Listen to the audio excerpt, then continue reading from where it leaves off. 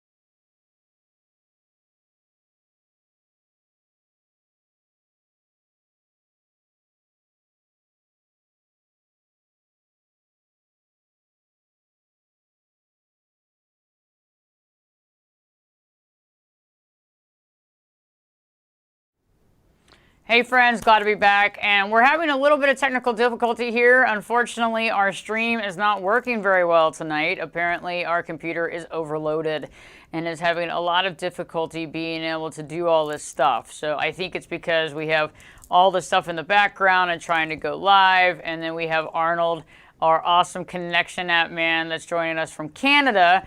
And so I feel like we're having a few technical issues. So we're going to get all these things figured out. We thought we had it all figured out, but apparently the computer is overloaded. So we want to leave you with a few lasting thoughts, because we want to continue this conversation. It's for everybody to watch, and it's easy for you to watch. I appreciate you for signing up and saying that you wanted to see these on Fridays more than Thursdays, more than Wednesdays, and we want to make sure that's a reality for y'all. Arnold, one thing that I'd like to talk about in an upcoming video, which I think would be good, is to continue to discuss how do we open those lines of communications, things that we can do, because I think that we hear a lot of the same old crap when it comes to increasing intimacy in relationships, and that same old stuff just doesn't work. And so we want to create some lasting stuff for folks that'll actually work. Not the stuff that you read about, that everybody talks about, but I think, I want to talk about in the next video the things that really do work and some of the things that you can do in a relationship to increase that intimacy. Yeah, I love that idea, and I think it's so true, because there are some really simple things that you can do that are really proven to be successful, and it's an easy fix. But really the first part is that you have to also believe that it's possible. Sometimes we get locked into we kind of have no hope. He's that way or she's that way. They're not going to change. And I'm not going to lie to you, change isn't easy, but it is possible. And especially if you approach it with the long-term view and really take baby steps. And we're going to help you take those steps. Yeah, and I think it is about baby steps too, because I think you're right. It's like, a lot of times we want to just switch the tide immediately. Like, I'm tired of this, and I want to have this, and I want to do that, and I want to open up that communication. But, it took us a while to get where we are, okay? It wasn't overnight. It's not like you were having sex every single day, everything was great, and then all of a sudden one day it was the desert. It's not working like that. It took time to create that division, and it took time to move away from intimacy. And so it's going to take us some time to move and to turn the ship back around. But I think over time, with certain suggestions that we're going to offer y'all, you'll be able to connect with some of those suggestions. Some of those you won't take because it's not going to work for your situation. But I think we're all on an individual basis. We can sit there and collectively work to open up that line of communication, to have the conversations that many of us are fearful of. And I think one of the things, too, is that I think the more we're able to discuss this conversation, the more we're able to talk about it, the more we're able to communicate about this right here, and the more you're able to watch this, I think it helps us to understand ourselves, too, because, Arnold, I think that it's not just about opening up the line of communication with the other person. I think it's also opening the line of communication and the mindset within us. Absolutely. And, oftentimes when we get disappointed, we start disconnecting with our feelings, disconnecting with how we're feeling. People might ask you, hey, how you feeling? And you can't even answer it because you're so hurt that you stopped looking, you stopped connecting to that. And that's a big part of it as well, is when you look down into that well of the pain in your heart, you just can't deal with it, and so you don't. And then you've kind of cut yourself off. And of course, that can have a really big impact on sex. So you're right. Oftentimes it is about that internal in looking inside and really seeing what's there. But, ultimately, Ashley, today is always the perfect day to make the people you care about feel loved and connected, or loved and appreciated. And so start there. Before you do anything else, just really appreciate and love your partner and let them know that you care by the little acts of service you can do. And when you start there, you'd be surprised at what can come next. I totally agree with you. And I think another thing, too, just for everybody watching, one of the greatest things that you can do is kind of just be honest with the situation, seeing the situation kind of where you are, but also being honest with yourself. But I think that a lot of us have a tendency of beating ourselves up. So you're personally kind of beating yourself up over the situation. And I'm going to tell you, no matter what situation it is in life, if you're beating yourself up, it's not going to help you. Okay, so Yeah. and it's really is the sex and intimacy for the most part is a two-way street, and so you might be feeling like you're the one that's kind of holding back the relationship, or you're the one that has some of the issues. But I want you to really think about this. I think it's a two-way street because I think that we can get through the issues, we can talk them out, but both people have to understand that, you know, this is something that both people have to do. It's not one person's problems, you know, and I think also one of the biggest things too is that we have to start somewhere, and the lines of communication has to be open.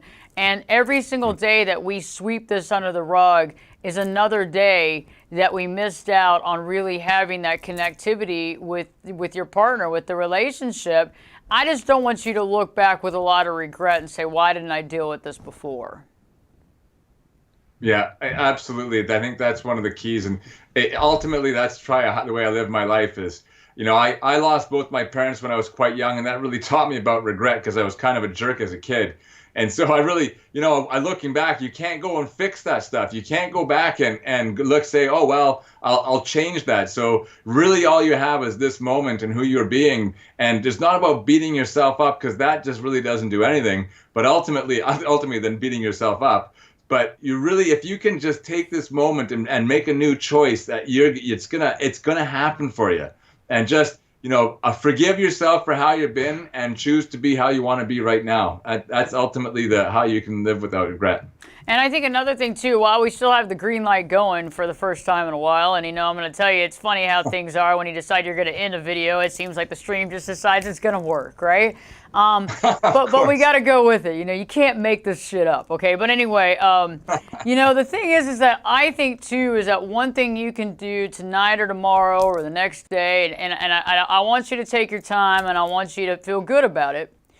But you know, giving a pat on the back. You know, giving your spouse or significant other just a hug, you know, and I think that's a big deal. I think also to realize that, you know, the more that we can show compassion, because in the end, I know a lot of you, like I was talking about the 90-10 ratio, is like a lot of you really, really care about that person you're with. You really have a connection. You're friends. You know, you do a lot of things together. You love traveling together. You love spending time together. But it's like that part that's just not working right now. And so I just don't want that part that's just not working right now to get in the way of all the other stuff. You know, because that's the thing that I think is important. And so if you can give that hug, or if you can, you know, embrace your partner, or, you know, give that kiss, or make that call in the middle of the day, or send that I love you text with the emoji, and really mean it. I'm not talking about going through the motions, right? But I mean, really mean it. You know, spend the time to actually send that text or whatever. It's going to go a long way to being able to open that line of communication, because it's all about communication, right? Because if we don't communicate, eventually we're all going to blow up. I mean, you know, our head's going to pop off the top and we're going to lose it. But it's like we have to eventually say, this is how I feel. And if sex or intimacy is important to you, or you feel like there's being a wedge in the relationship, somehow or not, there has to be communication. And it's not you always do or you never do. It's like it's a two-way street, and having that connection, I think, in that conversation is where you begin. And it needs to be in a very safe environment where it feels safe, and it's not about projecting. It's not about insulting. It's not about telling the other person how bad or how absentee they are, because we both have to wear the ownership of this, I think. Yeah, it's true, you know, and even if it feels like, even if one person's saying it's me, it's all my fault, you know, it's because I've got this issue, it's not. It's not just one person. There is something that you can do. There's an investigation, and I know that sounds like, obviously I don't know your situation, and sometimes there is an issue that someone's dealing with, but really take responsibility to see what is possible for me. And I want to just share two really great golden nuggets. One thing I want you to stop doing is a big mistake that people make when it comes to trying to connect with their partner, and it actually can kill intimacy and really actually damage your connection overall. And there's one thing I want you to do that you're probably not doing long enough. So the first thing is what I want you to stop doing, and that is oftentimes when people, when our partner shares something with us, we're going to offer advice to them because that's how we want to help them.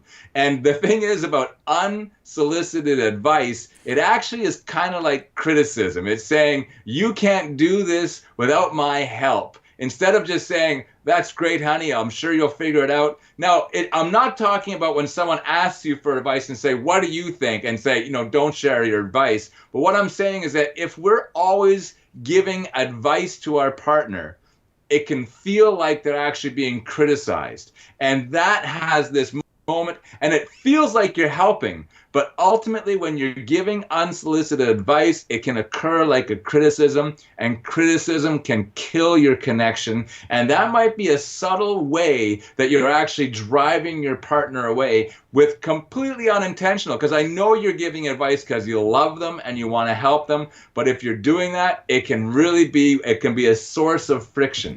Now, the other thing I want you to do is, when you're hugging your partner, I want you to let that hug linger.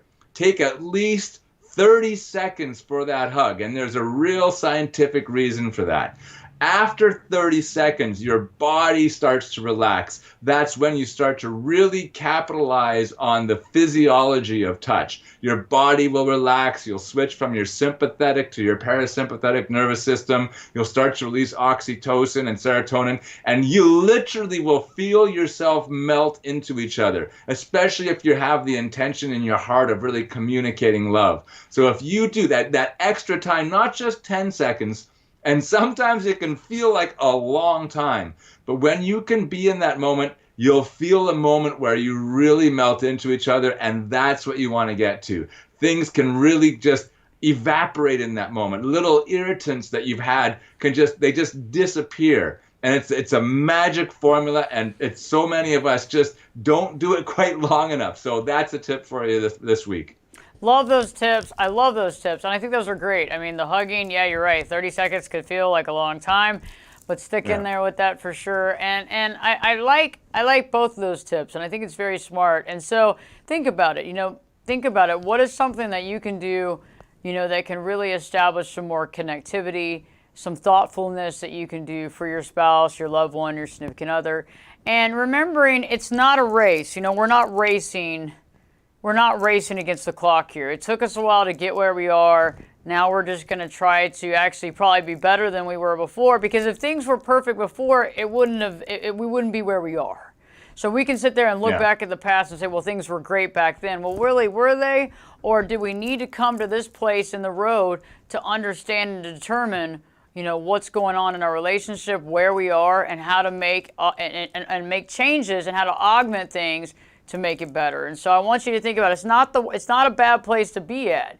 Even though it might seem like it, this can be the catalyst to make the change in your life and in your relationship that you need. And until you hit here and until you started watching these videos, you might not have known that. You might have felt just bad about it. But right now I want you to think about it. Okay, there's something to that. I mean, the reason why we deal with certain things in our life, sometimes they can be overwhelming situations, but it helps us grow and understand ourselves better. And I think that's why this happens, because we all need to grow and understand ourselves better, but also our relationship, but ultimately understanding ourselves to understand the relationship.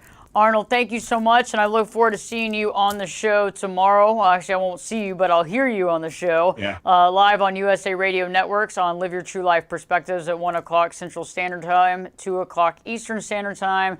We're going to be talking about powering through problematic situations, not being scared, not being fearful, realizing the things that cause us fear, and being able to power through those. And actually, we're not just talking about powering through them, but how we change from fear to power, how to power up, and how to really take over those situations that usually would scare us and actually make them for our advantage. Thank you so much, Arnold. I look forward to seeing you tomorrow.